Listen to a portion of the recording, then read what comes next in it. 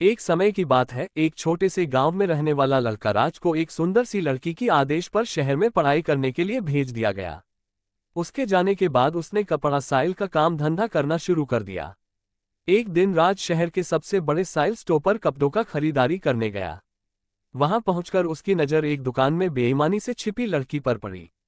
उसकी नादान आदतों के कारण राज वहां भयानक खराब हो गया।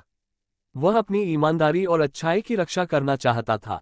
नीतिवादी युवा राज ने अपनी मां के बताए तरीके पर चलकर बिना ज्यादा सोचे समय क्यों खराब नहीं करते हुए दुकानदार को एक चांदी का सिक्का छोड़ दिया और वहां से कपड़ा खरीद लिया। धीमी धीमी धुन सुनाई देती हुई लड़की अचानक अपने पिज्जा पानीपुरी स्थान पर दिखाई दी। वह राज की खराब हालत देखकर उनके पास आई और पूछा, आपके हाथ में क्या हुआ है? क्या मैं कुछ मदद कर सकती हूँ? राज ने यह बात सुनकर हौसला बढ़ाया और उसने सबसे पहले दुकानदार को धन्यवाद दिया जिसने उसे यह सिक्का दिया। और उसने उस लड़की द्वारा पूछे गए प्रश्नों का उत्तर दिया। धन्यवाद बहन, मेरे हाथ में कुछ नहीं हुआ है, शायद पूरी है। लड़की ने राज को बताया कि वह उसे बचपन से ही उम्मीद कर रही है। उसने आगे कहा कि उसे एक बहुत अच्छा और भोला लड़का चाहिए जो उसे सब प्यार करे और उसकी ख्वाहिशों को सीधा रास्ता दिखाए। राज ने लड़की के प्रति खास इंटरेस्ट दिखाया और उसे बातचीत के लिए आमंत्रण दिया।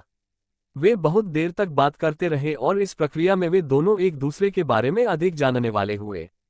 धीरे धीरे उनके बीच की रिश्ता ये कहानी एक लड़की और एक लड़के के बारे में है जो बचपन के सबसे अच्छे दोस्त थे। वे हमेशा साथ खेलते और कई अनुभव एक साथ जीवन के हर पहलू को साझा करते थे। जब वे बड़े हो गए तो उनकी दोस्ती भी और गहरी हो गई। वो एक दूसरे के साथ मनोरंजन करने, साथ पढ़ाई करने और सप्ताहांत में मार्गदर्शन करने लगे। एक दिन लड़के ने अपनी दोस्ती के कुछ अलग महसूस किया। वह हमेशा लड़की की तरफ देखने और उसके साथ हंसने खेलने के लिए तत्पर रहने लगा।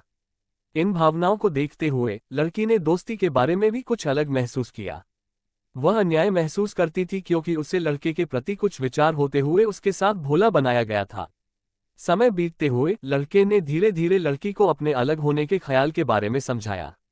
वह कहने लगा कि वह उसे खोने का डर दिखा रहा है और उसे ये भी दिखा रहा है कि उसके बिना वह जीने योग्य नहीं है।